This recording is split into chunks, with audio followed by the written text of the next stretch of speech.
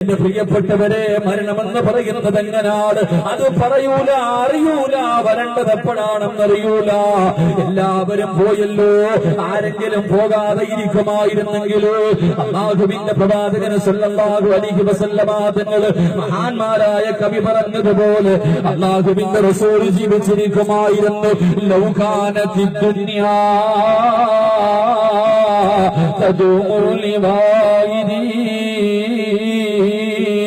لكان رسول الله فيها مخلدا. ആരെങ്കിലും മരിക്കാതെ ഈ ദുനിയാവിന്റെ തുലിക്ക് മുകളിൽ ജീവിച്ചിരിക്കുമായിരുന്നെങ്കിൽ അത് അസ്റഫുൽ ഖൽഖായ തങ്ങൾ ജീവിച്ചിരിക്കുമായിരുന്നു. ആ പ്രവാചകൻ പോലും നമ്മളെ വിട്ടുപോയിട്ട് കൊല്ലങ്ങളായല്ലോ.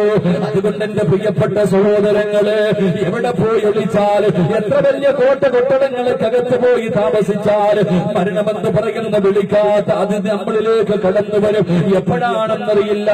ഈ വയലിന്റെ സദസ്സിലാണോ, വയത് കഴിഞ്ഞ് പോകുന്ന വഴിയിലാണോ, വീട്ടിൽ കിടക്കുന്ന സമയത്താണോ, പാതിരാത്രിയിലാണോ, എപ്പോഴാണെന്നറിയില്ല. അതുകൊണ്ട് പാതിരാത്രിയിൽ കടന്നു വന്നവരോട് മഹാനായ റസൂലുള്ളാഹി തങ്ങൾ പറയുകയാണ്, അല്ലാഹുവിന്റെ പ്രവാചകൻ സല്ലല്ലാഹു അലൈഹി വസല്ലമ തങ്ങൾ യാക്കൂബ് നബി അലൈഹിസ്സലാമിന്റെ ചരിത്രം പറഞ്ഞു കൊടുക്കുകയാ. യാക്കൂബ് നബിയുടെ ചരിത്രം അല്ലാഹുവിന്റെ റസൂൽ തന്റെ സഹാബത്തിനോട് പറഞ്ഞു കൊടുക്കുകയാണ്. യാ സഹാബാ, യാക്കൂബ് നബി അലൈഹിസ്സലാമിനെ കാണാ ഇടയ്ക്കൊക്കെ അസ്റായീൽ വരുമായിരുന്നു. രണ്ടുപേരും വല്ലാത്ത സ്നേഹമാ. ഒരിക്കൽ യാക്കൂബ് നബി ചോദിച്ചു, അസ്റായീലേ, ഏതാ ഒരു മുസ്ലിമായ മനുഷ്യന്റെ റൂഹ് പിടിക്കുന്നത് എങ്ങനെയാണെന്ന് കാണിച്ചു തരുമോ? അസ്റായീൽ അലൈഹിസ്സലാം യാക്കൂബ് നബിക്ക് നല്ല മനുഷ്യന്റെ റൂഹ് പിടിക്കാൻ പോകുന്ന രൂപം കാണിച്ചു കൊടുക്കുകയാ. രണ്ടാമത് ചോദിച്ചു, അസ്റായീലേ, മോശമായ ആൾക്കാരുടെ റൂഹ് പിടിക്കാൻ പോകുന്നത് എങ്ങനെയാവെന്ന് കാണിച്ചു വരുമോ? അതും കാണിച്ചു കൊടുക്കുകയാണ്. യാക്കൂബ് നബി പേടിച്ച് വിളച്ചുകൊണ്ട് അസ്റായീലിനോട് ചോദിച്ചു, യാ അസ്റായീൽ, ഞാൻ മരിക്കുന്ന സമയമെന്ന് പറഞ്ഞു തരുമോ? എന്റെ മരണം എപ്പോഴാണെന്നൊന്ന് പറഞ്ഞു തരുമോ? അസ്റായീൽ പറയുന്ന, യാക്കൂബ് നബിയേ, അതല്ലാഹുവിനല്ലാതെ മറ്റാർക്കും അറിയൂല. ഒരു മനുഷ്യൻ എപ്പോഴാണ് മരിക്കുന്നത്, എവിടെ വെച്ചാണ് മരിക്കുന്നത്, അതല്ലാഹുവല്ലാതെ മറ്റാർക്കും അറിയില്ല. യാക്കൂബ് നബിയേ. ആ സമയത്ത് യാക്കൂബ് നബി അലൈഹിസ്സലാം അസ്റായീലിനോട് ചോദിക്കുന്നു, അസ്റായീലേ, മരിക്കാനുള്ള പേടി കൊണ്ടല്ല, എനിക്ക് മരിക്കാനുള്ള പേടി കൊണ്ടല്ല, എന്റെ മരണത്തിന്റെ അടയാളമൊന്ന് പറഞ്ഞു തരുമോ? റൂഹ് പിടിക്കാ നീ എന്റെ മുന്നിലേക്ക് കടന്നു വരുന്നതിന് മുമ്പ് മരണമടുത്തെന്ന് അറിയാൻ വല്ല അടയാളവുമുണ്ടോ? അസ്റായീൽ.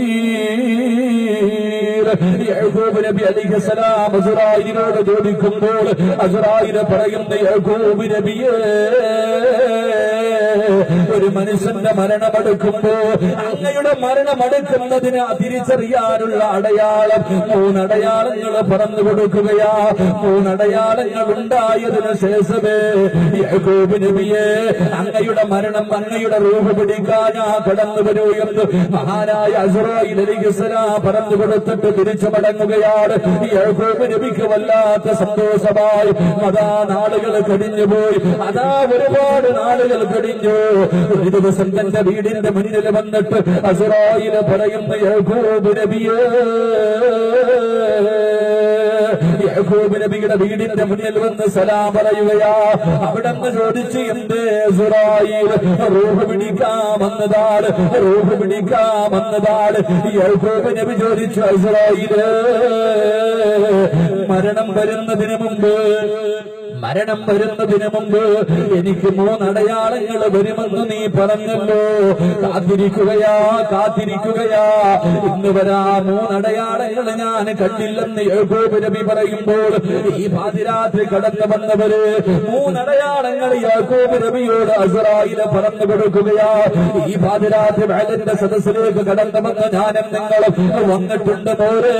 ഈ 3 അടയാളങ്ങളിൽ ഏതെങ്കിലും ഒരെണ്ണം നിന്റെ ജീവിതത്തിൽ വന്നിട്ട് വന്നിട്ടുണ്ട്, 3 വന്നവരുണ്ട്, 2 വന്നവരുണ്ട്, ഒരെണ്ണമെങ്കിലും ജീവിതത്തിൽ വന്നവരുണ്ട്.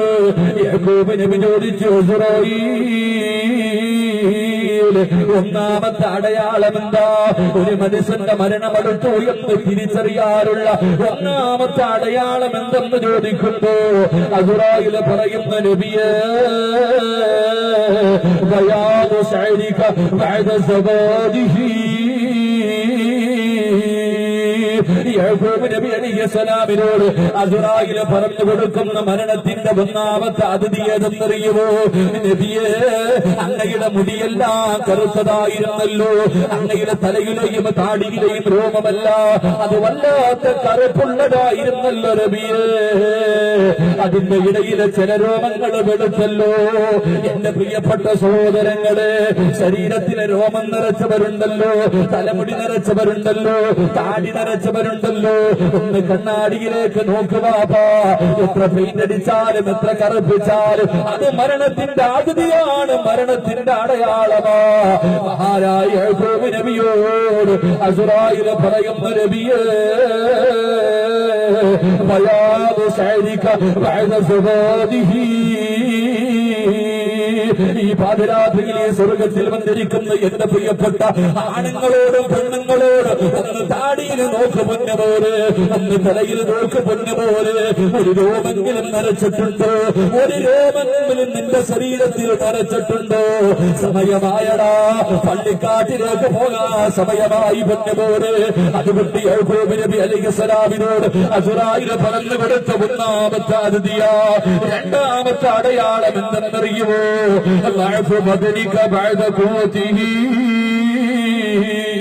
എന്റെ പ്രിയപ്പെട്ട ചെറുപ്പക്കാരാ, പ്രഷറുണ്ടല്ലോ, ഷുഗറുണ്ടല്ലോ, കൊളസ്ട്രോൾ ഉണ്ടല്ലോ, കൈകാലുകൾക്ക് വേദനയാണല്ലോ, രോഗമില്ലാത്തവരില്ലല്ലോ. പാതിരാത്രികൾ കിടന്നുറങ്ങുന്ന സമയത്ത് ഭക്ഷണം കഴിക്കുന്നത് പോലെ കൈക്കകത്ത് ഗുളിക മാറിയിട്ടിട്ട് കഴിക്കുന്നവരുണ്ടല്ലോ. അല്ലാഹുവിന്റെ റസൂല് പറയുകയാ, അല്ലാഹുവിന്റെ റസൂല് പറയുകയാ, പോലെ നിന്റെ മരണസമയം എത്തിയെന്നുള്ളതിന്റെ രണ്ടാമത്തെ അടയാളം എന്തെന്നറിയുമോ? നിനക്ക് രോഗങ്ങൾ പിടിപെടുകയാ. ചെറുപ്പക്കാർക്ക് പോലും രോഗമാണല്ലോ. മൂന്നാമത്തെ അടയാളം യാക്കൂബ് നബി അലൈഹിസ്സലാമിനോട് അസുറായിൽ പറയുന്ന നബിയേ, ഇൻഹിനാ ജുസ്മിക ബഅദ ഇസ്തിഖാമതി. എന്റെ പ്രിയപ്പെട്ട ഉപ്പമാരോട് പണ്ടത്തതുപോലെ ഓടാൻ വയ്യ, നടക്കാൻ വയ്യ, ഇരിക്കാൻ വയ്യ, നടുവിന് വേദനയാണ്, കാലിന് വേദനയാണ്, കൈയ്ക്ക് വേദനയാണ്, കുനിയാൻ വയ്യ, നൂരാൻ വയ്യ. എന്റെ പ്രിയപ്പെട്ട വാപ്പമാരെ പള്ളിക്കകത്ത് പോയിരുന്നിട്ട് സുജൂദ് ചെയ്യാൻ കഴിയുന്നില്ല, ശരീരമല്ല. എന്റെ പ്രിയപ്പെട്ട പൊന്നുമോള്, നിന്റെ ഗ്ലാമറെല്ലാം പോയല്ലോ. ഇന്ന് രാത്രി കണ്ണാടിയുടെ മുന്നിൽ പോയിട്ട് നോക്ക് പൊന്നുമോള്, തൊലിയെല്ലാം തുടങ്ങിയല്ലോ, ശരീരത്തിൽ വേദനകൾ തുടങ്ങിയല്ലോ, പ്രായമായതിന്റെ അടയാളങ്ങൾ കണ്ടു തുടങ്ങിയല്ലോ. അസുറായിൽ അലൈഹിസ്സലാം പറയുന്നു, നബിയേ,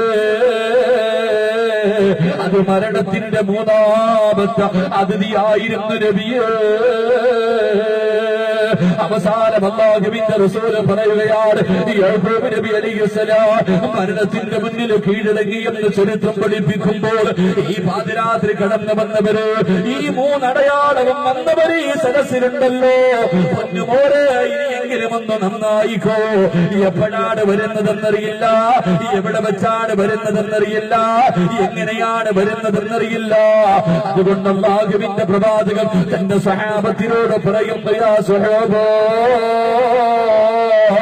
വിളിക്കാതെ കടന്നു വരുന്ന അതിഥിയാണ് മരണം, വിളിക്കാതെ കടന്നു വരുന്ന അതിഥിയാണ് മരണം. അതുകൊണ്ട് യാ സ്വഹാബാ, അക്സിറൂ ദിക്റ ഹാദിമുൽ ലദ്ദാത്ത്. മരണചിന്ത നിനക്ക് നല്ലതാണെന്ന് അഷ്റഫുൽ ഖൽഖ് ത്വാഹാ റസൂലുള്ളാഹി